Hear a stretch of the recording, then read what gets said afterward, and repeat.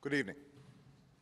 Tonight, I can report to the American people and to the world that the United States has conducted an operation that killed Osama bin Laden, the leader of al-Qaeda, and a terrorist who's responsible for the murder of thousands of innocent men, women, and children. It was nearly 10 years ago that a bright September day was darkened by the worst attack on the American people in our history. The images of 9/11 are seared into our national memory. Hijacked planes cutting through a cloudless September sky, the Twin Towers collapsing to the ground, black smoke billowing up from the Pentagon, the wreckage of Flight 93 in Shanksville, Pennsylvania, where the actions of heroic citizens saved even more heartbreak and destruction. And yet we know that the worst images are those that were unseen to the world. The empty seat at the dinner table, children who were forced to grow up without their mother or their father, parents who would never know the feeling of their child's embrace, nearly 3,000 citizens taken from us, leaving a gaping hole in our hearts. On September 11th, 2001, in our time of grief, the American people came together. We offered our neighbors a hand, and we offered the wounded our blood. We reaffirmed our ties to each other and our love of community and country. On that day, no matter where we came from, what God we prayed to, or what race or ethnicity we were united as one American family.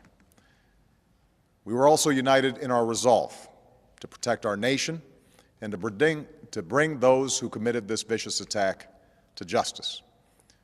We quickly learned that the 9/11 attacks were carried out by al-Qaeda, an organization headed by Osama bin Laden, which had openly declared war on the United States and was committed to killing innocents in our country and around the globe. And so we went to war against al-Qaeda to protect our citizens, our friends, and our allies. Over the last 10 years, thanks to the tireless and heroic work of our military and our counterterrorism professionals, we've made great strides in that effort. We've disrupted terrorist attacks and strengthened our homeland defense. In Afghanistan, we removed the Taliban government, which had given bin Laden and al-Qaeda safe haven and support. And around the globe, we worked with our friends and allies to capture or kill scores of al-Qaeda terrorists, including several who were a part of the 9/11 plot. Yet Osama bin Laden avoided capture and escaped across the Afghan border into Pakistan. Meanwhile, al-Qaeda continued to operate from along that border and operate through its affiliates across the world. And so shortly after taking office, I directed Leon Panetta, the director of the CIA, to make the killing or capture of bin Laden the top priority of our war against al-Qaeda, even as we continued our broader efforts to disrupt, dismantle, and defeat his network. Then, last August, after years of painstaking work by our intelligence community, I was briefed on a possible lead to bin Laden. It was far from certain, and it took many months to run this thread to ground. I met repeatedly with my national security team as we developed more information about the possibility that we had located bin Laden hiding within a compound deep inside Pakistan. And finally, last week, I determined that we had enough intelligence to take action and authorized an operation to get Osama bin Laden and bring him to justice. Today, at my direction, the United States launched a targeted operation against that compound in Abbottabad, Pakistan. A small team of Americans carried out the operation with extraordinary courage and capability. No Americans were harmed. They took care to avoid civilian casualties. After a firefight, they killed Osama bin Laden and took custody of his body. For over 2 decades, bin Laden has been al-Qaeda's leader and symbol, and has continued to plot attacks against our country and our friends and allies. The death of bin Laden marks the most significant achievement to date in our nation's effort to defeat al-Qaeda. Yet his death does not mark the end of our effort. There's no doubt that al-Qaeda will continue to pursue attacks against us. We must and we will remain vigilant at home and abroad. As we do, we must also reaffirm that the United States is not and never will be at war with Islam. I've made clear, just as President Bush did shortly after 9/11, that our war is not against Islam. Bin Laden was not a Muslim leader. He was a mass murderer of Muslims. Indeed, al-Qaeda has slaughtered scores of Muslims in many countries, including our own. So his demise should be welcomed by all who believe in peace and human dignity. Over the years, I've repeatedly made clear that we would take action within Pakistan if we knew where bin Laden was. That is what we've done.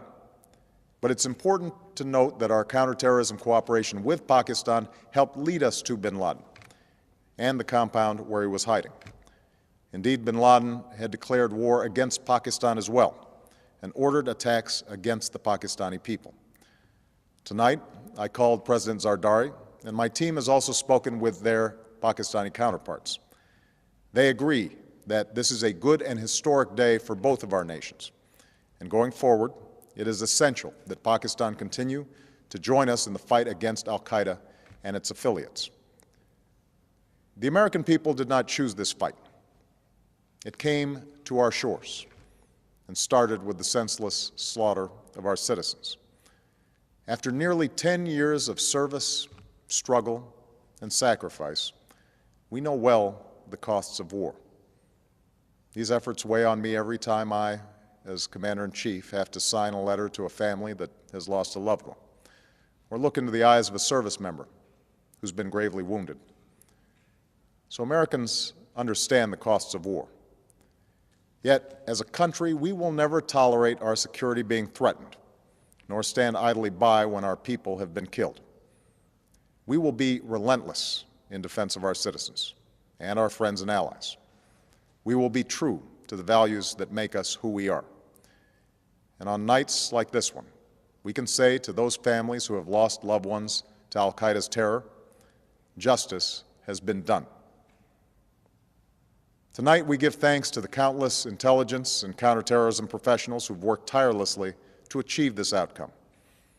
The American people do not see their work nor know their names, but tonight they feel the satisfaction of their work and the result of their pursuit of justice. We give thanks for the men who carried out this operation, for they exemplify the professionalism, patriotism, and unparalleled courage of those who serve our country. And they are part of a generation that has borne the heaviest share of the burden since that September day. Finally, let me say to the families who lost loved ones on 9/11 that we have never forgotten your loss, nor wavered in our commitment to see that we do whatever it takes to prevent another attack on our shores. And tonight, let us think back to the sense of unity that prevailed on 9/11. I know that it has at times frayed, yet today's achievement is a testament to the greatness of our country and the determination of the American people. The cause of securing our country is not complete, but tonight we are once again reminded that America can do whatever we set our mind to. That is the story of our history. Whether it's the pursuit of prosperity for our people or the struggle for equality for all our citizens, our commitment to stand up for our values abroad, and our sacrifices to make the world a safer place. Let us remember that we can do these things not just because of wealth or power, but because of who we are. One nation, under God, indivisible, with liberty and justice for all. Thank you. May God bless you, and may God bless the United States of America.